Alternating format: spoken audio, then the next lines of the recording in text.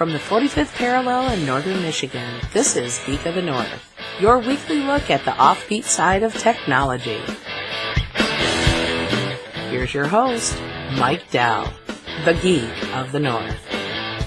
And I am the aforementioned Geek of the North, Mike Dell. Welcome to episode number 21. And let's see here. I got lots of stuff for you today. In my normal, relaxed, and laid-back way of doing things, I guess. And let me fade out that music and do another click over here. Yeah, we're off to a flying start, but that's all right. Let's see, make sure that's all faded out. And so I got a whole slate of news items, plus I got a little bit of ham radio stuff that I did this past weekend. Okay, I can turn this knob back up. Yeah, got way too much to control here. What I need is a producer, but since I can't afford one of them, I guess we'll just have to go with what I got here. So anyway, it's been a little bit since I did the last one. Trying to get on schedule, but I will. And we do have a sponsor this week. It's GoToMeeting. I'll tell you about them here in a little bit. But let's get right into the farming news. Or, I don't know, farming related, I guess. This is from the YorkRegion.com website there. A runaway tractor causes parking lot chaos. Call it an unstable situation. York police are still trying to figure out who put a John Deere tractor in gear and let it loose in the parking lot of Richmond Hill Walmart. And it's just crazy. This thing, kind of went around and around and around and around and was crashing into things and all that. And there's a YouTube video. That's how I found it on YouTube. So I'll definitely have a link. I might even embed the video there over at geekofthenorth.com. But anyway, those tractors, they get loose. That can be pretty darn dangerous. And, but the video is awesome. Right now, as I'm looking at it, it's 330 views on YouTube. Hopefully, we can put 100 or 200 more on there. If you guys go check that out. And let's see. Well, I'm trying to keep with the farming. I got all these tabs open in Firefox, and that's how I keep tabs on what I want to talk about. I actually should probably have talking points, but yeah, you know how it goes. iPads on the tractor, and Mark McHague makes the most of his mobile office, as he refers to his pickup truck. He's a farmer, growing grain and livestock, but in many ways he's no different than executives who spend their days in a boardroom. Down to the smartphone and now the iPad he carries. We drive a tractor, but we are businessmen, he says. We're businessmen buying input, and I'm on the phone a lot. And a lot of people to deal with, and they send documents, and he needs to look at them. That's the most awesome thing, like an iPad or an Android phone, Android pad, I guess, eventually. I don't know. I think that'd be just slicker than hell. I remember, doing some, I wouldn't call it farming, but doing some work in the field. I was out standing in my field. Well, actually, I wasn't quite standing. I was working in the field. But anyway, to have a smartphone back then would have been great. As it was, I had no phone, no motor car, no. Anyway, that's Gilligan's Island. But nowadays you can have the laptop, you can have the iPad, the iPhones, Android phones, and all that stuff, and it's all available to you. And like our mutual friend, I'm sure a lot of you listen to Trucker Tom that listen to this. Trucker Tom was telling about in his podcast, in the early days of his podcast, how he would have to get Wi-Fi here and there. And even before that, in the 80s when he was truck driving, they actually had modem hookups at truck stops. And, he would take his, I don't know if it was a laptop or some other sort of portable computer in and hook up to a modem in the truck stop to get online. Even back then he was a geek just like me and a lot of you guys, I'm sure, and gals. I assume there might be some gals listening, but yeah, you never know. But now think about it nowadays. All kinds of business people, farmers, truckers, any field activity, even repairmen, salesmen, whatever, now they're completely connected. And, I guess that could be good in some ways. What do you guys think? I'm thinking, sometimes you just want to be disconnected. That's why I'm kind of against Wi-Fi on airplanes. Of course, I heard Todd talk about that on his podcast recently over at geeknewscentral.com. But he was, talking about, sometimes it's nice to be disconnected. And I have to agree, when you're on the flight. I don't want to listen to a bunch of cheese balls talking on their cell phones in flight or I guess the internet in flight's okay. I wouldn't do it most of the time because the flights I take usually are, under 3 hours, and I can do a lot more reading on my Kindle or listening to something on the iPad, iPod. Well, I still get those things screwed up. But anyway, this article here, if you go read it, it's from NTV, Nebraska TV. That's an ABC affiliate over at nebraska.tv. And like I said, I'll have a link to that story in the show notes. And I told you that we got a new sponsor, not a new sponsor, a returning sponsor, Citrix GoToMeeting. And, they sent me a script and all that, or not script, but talking points. But you know what? I don't need any of that. All I need to say is I use it, and I use it a lot. At my quote-unquote day job, we have a few remote workers that I work a lot with, and a couple of clients. And, I'll stick around in the morning since I work the overnight shift. I'll stick around in the morning sometimes and have GoToMeeting sessions with them to collaborate on certain projects or whatever. And, it's the greatest thing. Instead of trying to explain, click here, do this, go there, go here, go there on the computer, I could actually go there, and tell them exactly, or show them exactly what I want to know. And if they've got some sort of a problem, I can have them show me.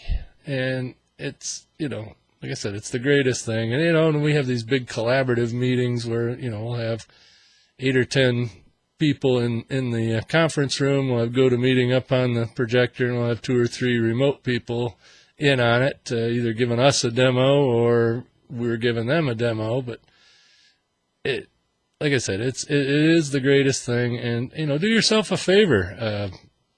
Go check it out. It's free for 30 days. My listeners can try GoToMeeting free for 30 days. And that's 1 month of unlimited online meetings. And, you could start a meeting on day 1 and let it run for 30 days if you'd like to. Or you could have, 400 meetings a day for those 30 days. So it's totally unlimited. But to get in on this special deal, go to GoToMeeting.com. Now, I shouldn't say that. I should say visit GoToMeeting.com. Because if I say GoToMeeting, anyway, it's confusing. Visit GoToMeeting.com and click on the Try It Free button. And when you get there, enter the promo code PODCAST, because that's what you're listening to and or viewing.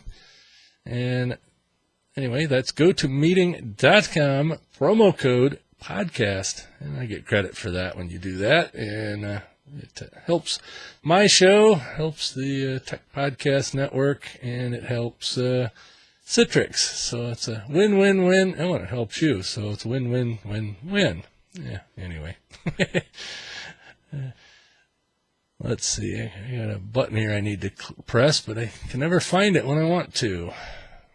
You're listening to Geek of the North on the Tech Podcast Network. Anyway, that's my friend Richard from Australia. He recorded a bunch of little liners for me last summer when he was up here, and that was his attempt at imitating somebody from India. Here, let's play the straight one. This podcast is part of the Tech Podcast Network. If it's tech, it's here. And I'm definitely proud to be on the Tech Podcast Network. There's a whole bunch of really good shows over there. If you haven't checked that out, it's over at techpodcasts.com. That's plural, but I think it works either way, but techpodcasts.com. And check out all the other tech content over there. And let's see, speaking of Australians, the Australians have contributed to the space program in, I think, a very important way. They have come up with space beer. Yep, that's right. Australia is well known for their space program, which includes, Australia really doesn't have much of a space program. But when it comes to specially designed suds to get other space programs drunk, which is pretty awesome in itself, making beer wasn't easy, though. Anyway, they come up with this. I tried to read that, and you know how I am about reading. But anyway, the Aussies have made a space beer. They had to engineer it so that it didn't have problems when you were in zero gravity. And if you'd like, you can pick up a 6-pack for $20. And it's made by, let's see here. Well, it's called Vistock 4 Pines Stout. And it's created in Queensland University of Technology, along with the Four Pines Brewing Company. And it was developed by Sabre Astronautics. Anyway, there's a whole lot. Anyway, check that out if you're a beer aficionado, as I am. That's a pretty cool thing. So, the Canadians supplied the arm for the space shuttle and the space station, and Australia provides the beer. I don't know if it's ever gone into orbit yet, but you never know. And switch gears here, aviation fuel from non-edible plant source. I don't know what that means, but it's a source of stuff. But the Yale School of Environmental Studies, funded by Boeing, concluded that this stuff can do it. And it's another Australian thing. I should prepare better, shouldn't I? But it's a group called New Energy Limited, the largest producer of Jasphora, Jathopha. So I don't know what that means. By acreage, it's planted and currently employs more than 140,000 formerly impoverished. No. Let's see, I'm having Toddism problems here. Impoverished. No, that's not right. Anyway, in poverty, farmers in India, and they're making a living growing this stuff, and it's not edible, but it makes some pretty good stuff for making jet fuel and whatnot. And, in a similar story, the Air Force flew a F-22 Raptor all on biofuel in Super Cruise flight. And in case you don't know what Super Cruise is, most aircraft that fly supersonic have to employ afterburners to maintain supersonic speeds. Even the Concorde, when it was flying, had to have afterburners. And afterburners are basically dumping raw fuel into the exhaust of a jet engine and lighting it on fire, and it's kind of a rocket sort of thing. Well, the F-22 Raptor fighter, which is the newest, latest, greatest in the U.S. Air Force, has the capability of supercruise, and that's just, it's slick. Those things were just coming online when I got out, at least in test, and I was working in test when I got out. But the F-22 can fly without afterburner at above Mach 1. I believe 1.5 it can maintain without afterburners, which is pretty damn fast. Well, Mach 1's pretty damn fast, but, these airliners get somewhat close to it. I think most airliners fly at Mach 0.8 or something like that, which is, equates to 500 or 600 miles an hour ground speed. And, Mach 1.5, that's what it says right here in the article. But anyway, they did a biofuel test, flying it on, basically biodiesel. That's what, jet fuel is just a less refined diesel. And yes, less refined, because jet engines actually fly better with a little bit of water in them, in the fuel, which doesn't make any sense. In fact, the KC-135 tanker has what's known as water injection, which trips some people out because, who would pour water in a running engine? But it actually increases thrust by cooling. I don't know the whole theory behind it, but anyway, so that's pretty cool. They did the test in March, and let's see. During the flight, the Raptor was put through its paces to assess the performance of the fuel at different airspeeds and altitudes and attitudes. And the fuel itself was made up of 50% biofuel, which was made from a plant known as camellia. That's a different plant than the India farmers were growing there. But it seems like it's working. The Air Force actually won an award here not too long ago. The U.S. Air Force won an award for being environmentally friendly as far as military services go. You figure, though, one of those fighters probably burns 30,000 pounds of fuel every time they fly it, for a 2.5 hour flight. So it's, it's all relative. I mean, they probably burn more fuel in an hour than you probably burn, all year round with your vehicle, your car. Now, if you're a fighter pilot, you probably burn all that fuel too, but don't know too many fighter pilots that are listening to me.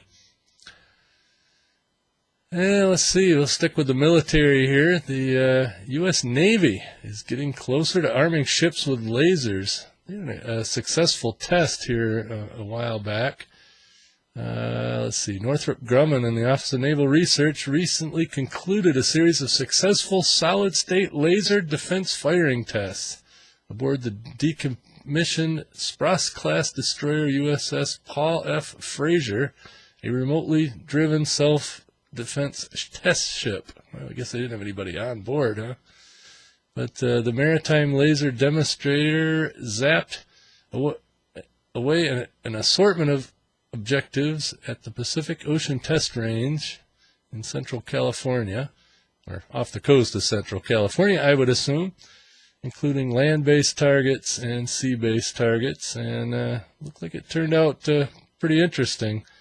They're showing a boat with a couple of, let's see, a small boat on fire after getting slammed with the laser, but it's looks like some sort of rescue boat with a pair of Mercury 200 horse outboards on it. There's a YouTube video there in the article you can check out, and that was from CNET.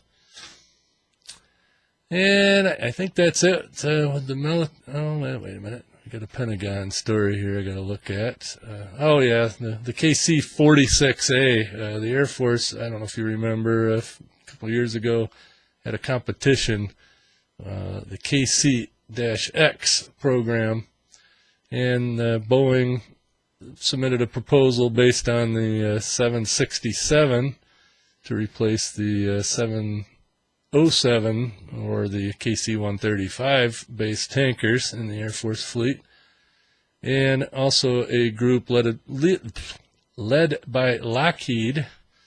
And I'm not reading, believe it or not, and I'm still stammering. It's weird. I haven't even had any beer yet. Anyway, I'd like to try that Australian space beer sometime. Anybody want to send me a 6-pack? Anyway, there was another team led by Lockheed, which built a tanker based on the one of the Airbuses, I think an A320, but I'm not sure. It doesn't say in the article. But anyway, they picked the Airbus, and then Boeing filed some sort of protest, and I don't know, it got kicked back. Well, anyway, Boeing won the appeal, and the first flight happened, February 24th of the KC-46A, which is a 767 basically. And it wasn't a really big deal to get those going because Japan already has some 767s. They call them KC-767s. So it wasn't like a really big deal. The KC-40, that was the KC-46. I think the other one was called the KC-47, but I'm not sure. But anyway, that was from Aviation Week. Okay, let's go on to some consumer stuff. You know, I'm an Amazon Kindle fan. I bought the Kindle, not the 3G, but the Wi-Fi version of it. And, well, they just dropped the price on that. Well, they didn't drop the price. They come out with another version, and it's $114 instead of $130-something. And it's an ad-supported Kindle with special offers. And, you know, at first when I read this, I was thinking, well, first off, they need to lower the price more. But second, I was thinking that's kind of crazy because, it's not that much less. Okay, $25 less than or around $25 less than the one without the ads. But the thing about it is the ads that you're going to get, stuff that's probably interesting to somebody that owns a Kindle. Some of the examples they were given is, they have a special offer for $10, you get a $20 Amazon gift card. Well, if you got a Kindle, well, you're going to want to buy Kindle books. Or you can get $6 for 6 Amazon audio books from Audible, which is owned by Amazon. Or $1 for an album in the MP3 store, and stuff like that, And of course they'll have some other third-party stuff. And they also say it's not going to interrupt reading. It's going to be like on your home screen and your menu screens and whatever. And they're going to give you 2 offers, and they'll say pick A, pick B, or neither. And boom, as soon as you hit one or the other, then you're back to what you were doing. And like I said, as long as you're in a book or a magazine or a newspaper or whatever, as long as you're reading something, it's not going to pop up and bug you. It's just going to be, just, like I said, when you're not reading, or at least not actively reading a document or an ebook. So, okay, let's see, I got another one here. This is more consumer related. This is just a list of the sexy tech toys and gadgets. This is from Cafe Mom blog. And I figure, most of you listening are probably men, and hopefully you have wives, girlfriends, or other significant others.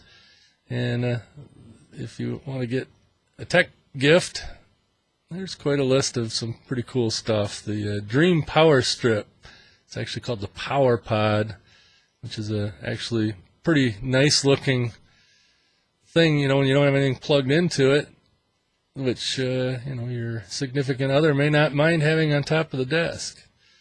Or let's see, they got the Lumberjack Fantasy meets iPhone cover. It's a wooden iPhone shell case. Let's see. Oh yeah, hey, we got a paper tweet. It's a pad of notepad paper. I'm thinking about getting one of those, but basically it's one that you stick to your refrigerator, and that's your paper tweet. And there's, the top 10 stuff there, and I'll be sure to have a link to that in case you want to buy a gift for your significant other that's tech related. So let's see. Oh yeah, one more from Gizmo, and also from Todd's podcast, geeknewscentral.com. He had it on there last night, but I think more people need to see this because it's just so darn ridiculous. But it's called the QTV van. It's a camper trailer designed for use with electric scooters. And I'm not talking about electric motor scooters that you would drive down the road, like a Vespa or a Honda Ruckus or something like that. This is for the hover around scooters and the whatever those are, the scooters that the handicapped and older people use to get around, handicap scooters, I guess you'd call them. But it's a little teardrop trailer, one wide, and they got a couple pictures of it. It's got a TV on the inside and all that. But like I said, that Todd mentioned that on his podcast, his last one there. And okay, I just had to share it with you guys. So anyway, we're at the end of the web content, but I wanted to talk a little bit about the ham radio stuff. I was in ham radio mode this weekend. Kathy had to work on Easter Sunday. My wife, Kathy, the one that intros and outros the show here. Anyway, she had to work. They put on a big brunch during Easter. So I had pretty much Easter Sunday to myself. Other than I went out to my folks for breakfast and, had a little powwow with them. But I come back and decided I wanted to get my PSK31 and other digital sound card modes working on my HF radio. So I got that all hooked up. The thing that took the longest was going to Radio Shack twice to get more cables and adapters. But anyway, Radio Shack still does have some stuff that you need for that. But anyway, got back on PSK31 and promptly made a contact to Cuba, which is kind of weird because I'd never talked to Cuba on voice and didn't really know there was a lot of hams in Cuba, but that was my first contact after getting all the digital stuff hooked up. And this digital stuff is kind of interesting. Everybody's on, for each band, each band of frequencies. Like I use the 20 meter band this weekend, and everybody stays on one frequency, or maybe there's a couple, but, mainly everybody's on one frequency. So even if there's 20 people using that frequency, you can all share the frequency because it's so narrow banded, and it's even a little less, takes up less bandwidth on a frequency than, simple Morse code. And it also gets through, noise and stuff better than Morse code, but it's basically a bunch of tones through the sound card, and then the computer picks it back up, and you have to have a little box, some sort of interface to key up the radio and actually push the sound out of your sound card into the transmitter. But coming back, it just goes into the computer and it decodes it. But what's nice is it's got like a waterfall display, and I was thinking about putting it in the video here, but there's enough videos. Maybe I'll find a PSK31 demonstration on YouTube or something and link to that video. But so it goes by RF frequency. So in the case of 20 meters, it's at 14.070 megahertz on the HF bands, or as other people call it, the shortwave bands, but ham radio would call it HF for high frequency, which makes no sense because it's lower frequency than anything else we use, but that's another story. But everybody's on 14070, and then we go by audio frequency, and that's how you stay separate from the other users on the frequency. And since it's such a narrow band, you can fit an awful lot of users into, say 3 kilohertz or 3,000 hertz of bandwidth on that frequency, which one voice transmission takes up 6. So this takes up only 3, maybe a little more than 3, but everybody, not the transmission, but everybody that's on the band. So, at one point on Sunday, there was probably 30 conversations going on. And it's not voice, it's text. It's like really slow text chat. But, it's still pretty cool because it's flying through the air instead of through the interwebs. But, like everywhere from about 500 hertz to 3,000 hertz audio frequency is what it uses. And it is interesting because you hear this fluttering tone, and then you hear a lower fluttering tone and another one. And there's a software that's a freeware program called, I'd have to look at it. I don't remember what it's called, to be honest with you. Didja Pan, there we go. I knew I'd come up with it. My brain cells aren't that rotten yet. But anyway, the program's called Didja Pan, and it'll actually simultaneously decode the whole frequency range. So it's kind of neat. You hear, listening for somebody calling CQ, which means basically they want to talk to anybody that'll talk to them. And you can definitely hear them, no problem whatsoever, or hear them, decode them, and actually read, what's going on. And then when you double click on that line, it automatically switches your audio frequency to their frequency, so you can call them back and talk to them. And I think it's a pretty neat mode. Haven't used it in a long time. In fact, the little interface that I use to key up the radio, which is called a Rig Blaster M8, made by West Mountain Radio, and I'll have a link for that in the show notes. I've probably had that thing 7 or 8 years. Well, for the last 2 years, it's been in my parents' camper because we used it for field day one year, and it never made it out of the camper. So I got that out of there, and like I said, got everything working again. So, and there's a lot of other digital modes too. PSK31 just seems to be the most popular one, but there's one called MFSK16, which uses 16 tones instead of PSK's 3 tones, I think, or 2. And there's another one called Olivia, which can use up to 32 tones. I don't know what the advantage of that, but it's much wider banded, but I think it's a little more stable. And like I said, there's just a ton of things you can do with the ham radio digital sound card modes, they call it. Google that sometime. So anyway, I don't want to make this too long here, because the video component gets rather large after a while, and just as soon keep it right around a half hour. So appreciate everybody listening. Go check out my sponsor, GoToMeeting.com, and use the promo code podcast. Also check out the sponsors on my webpage at geekofthenorth.com. Follow me on Twitter at Geek of the North or MGDell. Both of them I update once in a while. And hope that everybody has a great couple of weeks.